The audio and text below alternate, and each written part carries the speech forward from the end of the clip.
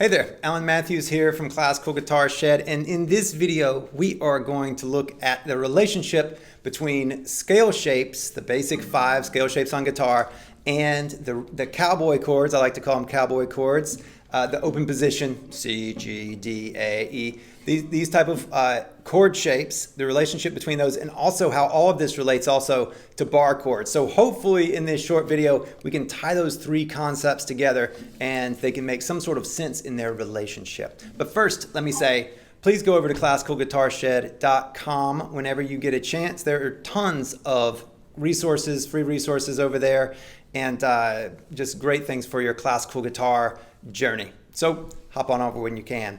Let's talk now about chords and scales. So first off, we just have a little bit of background theory to get through.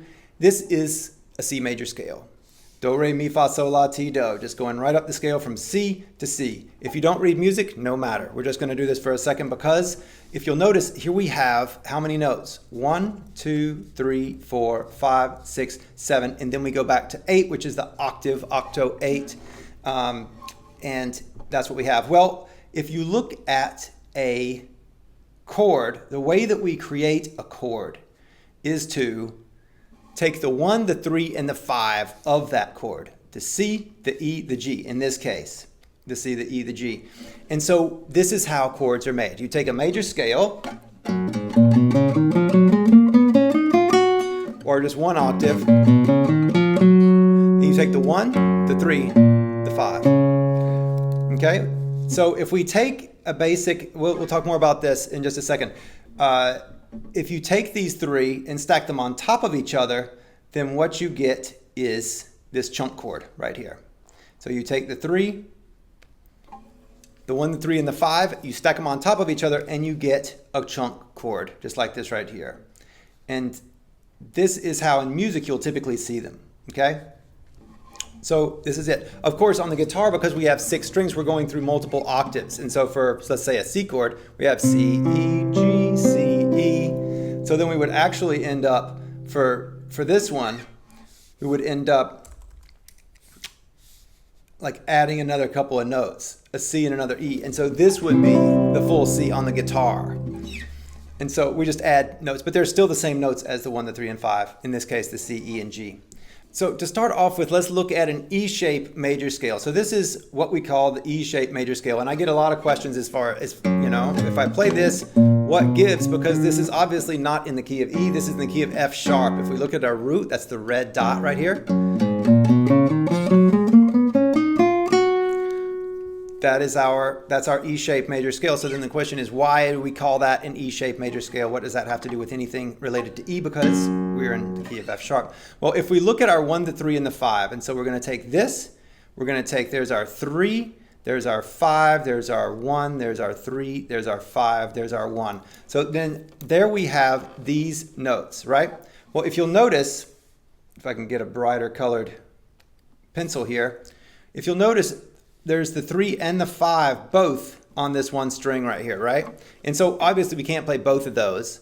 So we're going to choose one. Because of the other notes involved, 5 just happens to be more convenient than 3, and so we're going to not play that. We are going to play that. And so then, stay with me, this will make sense in 2 seconds. If we have an E-shaped chord, so these are the chord tones, right, within that scale. Well, if we have an E chord, right, then this is our E chord. Yes? And if we superimpose that over this E major scale, then you can see that they add up. The 1, the 3, and the 5, I'm just going to sit here and blink them at you, they overlap. So basically what happens is we've taken this scale shape, we've created this chord out of it, which is also the bar chord we'll talk about in 2 seconds, and we've slid it down to where now this is the bar. And so this is called a movable shape. So if we look at the E-shaped major scale, then the root is on a fret, right?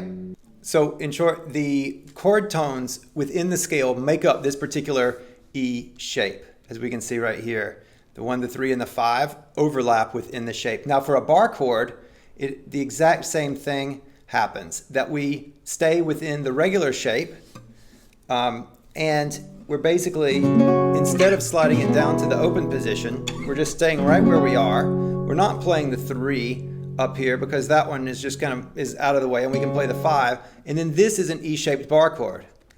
That's the E-shaped bar chord.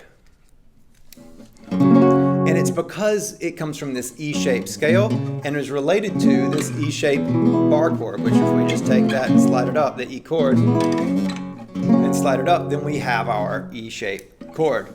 We're going to go through a couple of other chord shapes with this basic process just so you can see how this works with other shapes.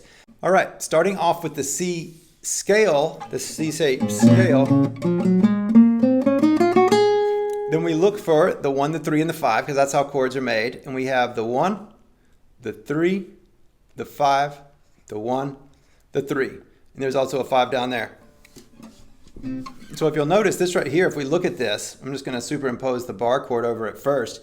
Then this is basically our C-shaped bar chord. Whoops, there it is.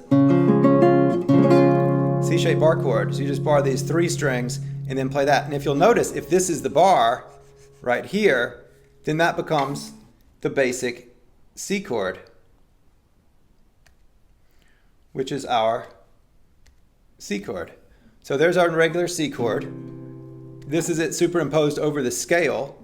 So the 1, the 3, and the 5 still line up like that, right? So this is just moved down into the bar, into the open position. So it all comes from the same exact shape. So there's the C shape, the C-shaped bar chord, the C-shaped chord, just the C chord, and the C scale, all related. In the next one, we're going to look at the D scale. And so in this D-shaped scale, this turns out to not be a bar chord, but a movable chord nonetheless.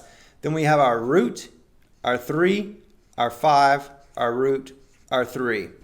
And because we have 2 on this string, and this one's way back here, and the rest of this are all clustered up here, then we're going to not play that 3, though we could if it were a different shape. Then what you end up getting is this, which is the D shape. If we're going to slide it down into the root position, then we would have the D shape. So this is a D chord, just like that, right? D chord. If you slide that up, then you would have this movable chord that would be wherever the root would be the actual note of it. So then there's your bar chord or your movable chord would just be there. And the way that the scale interacts with the chord is